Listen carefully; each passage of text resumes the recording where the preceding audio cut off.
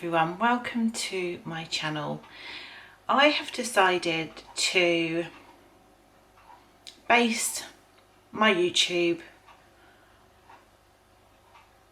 on my life from now.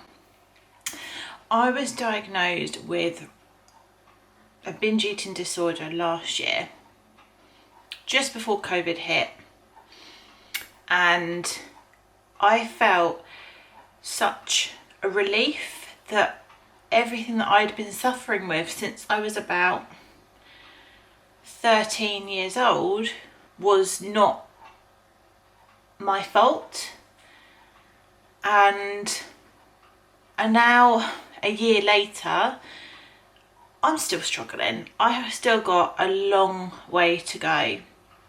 But I thought if I started to do these videos, then there might be other people out there who have had similar experiences to me in terms of getting a diagnosis, trying to find help. And if I can encourage somebody else who's struggling with food to go and get help, then I'll be happy.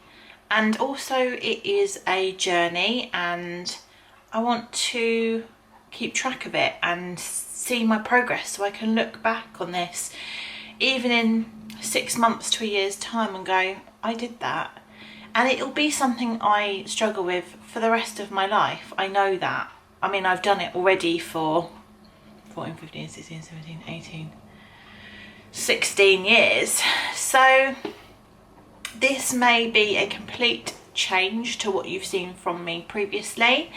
And I apologise to any of my followers who this may make you leave, but for my own sanity and for progress and to hopefully help other people, that is what I am going to do. So just rewinding to when I was young, I was always fully aware that I was bigger, uglier, stupider than other peers. And being in the dance industry, that's always been something that has been constantly on my mind, is how I look. But instead of being able to go on a diet, do whatever, I couldn't. And food became a escape, it became an antidepressant, it became a friend. And I had always been told from very, very young that there were good foods and bad foods. There were no in between. There were no takeaways. There were no... any food that was unhealthy was shamed. And that is no blame to anybody within my life at that time, because they thought they were doing the right thing, and for many people that wouldn't have affected them in the way it affected me, but for me that was what unfortunately triggered my binge eating disorder. And ever since then, whenever I eat a takeaway or something that isn't natural fruit and vegetable, I feel guilty, and then restrict, and then binge, and then just go into full cycles. So I have now started to work with a nutritionist, but we've had to pause that because I can't track food, because that is another way of shaming what I'm eating. Having to write it all down and seeing how bad or how good it is for you is another trigger.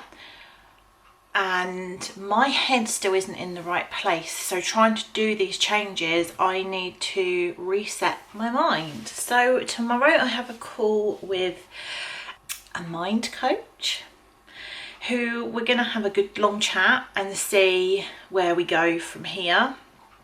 So this will be kind of the real start of the journey, and I'm going to try and film some of that chat tomorrow and just really bring you on the journey with me. It's been hard, and some days are horrendous. Other days are okay, but now we're coming out of lockdown and we're getting back to normal. My anxiety levels are massive. I've been able to cocoon myself for a whole year where I haven't had to go out. I haven't had to worry about what I'm wearing and now we're coming out of that, and I'm just starting to really feel pressure and anxiety, and I'm just feeling unhappy basically. And I do not want the binging to take over. The last couple of weeks have been horrendous and I've found it really hard to get on track. So yeah, anyone else who's struggling, you are not greedy, you are not shameful. Like, don't be ashamed, because there are so many people out there who are struggling as well. And like I say, I've had this eating disorder for a very, very long time, and I went to the doctors to try and get help, and it took me about 3 months to even have the courage to go and ask for help. And I literally could not get the words out. I broke down, and the doctor at the time laughed at me and said, "Oh, don't we all have problems eating? Don't we all eat too much?" And just completely brushed it off. And that was really hard.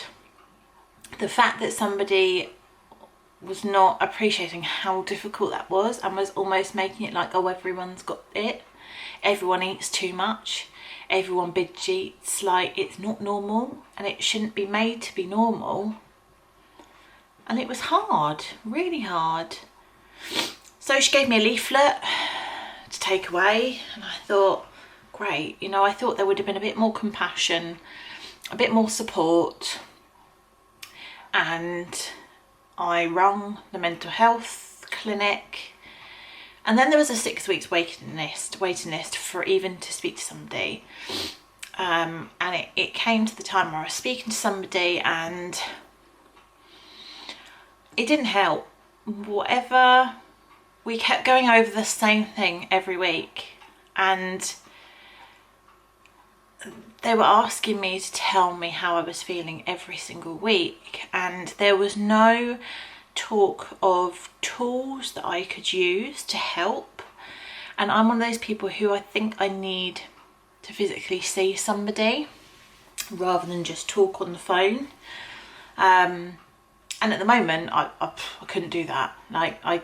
Well, actually no, to be fair, now I probably could do that, but last year when I first was going through this, I could not physically let somebody see my face and admit to them that I was having these issues. It's not until now that my family know, my friends know, my partner knows, and I'm openly talking about it because I'm not ashamed anymore. And that's my first road to starting this new chapter of my life. So this talking therapy didn't really work for me. He was telling me to buy books and read, and I'm not a good reader.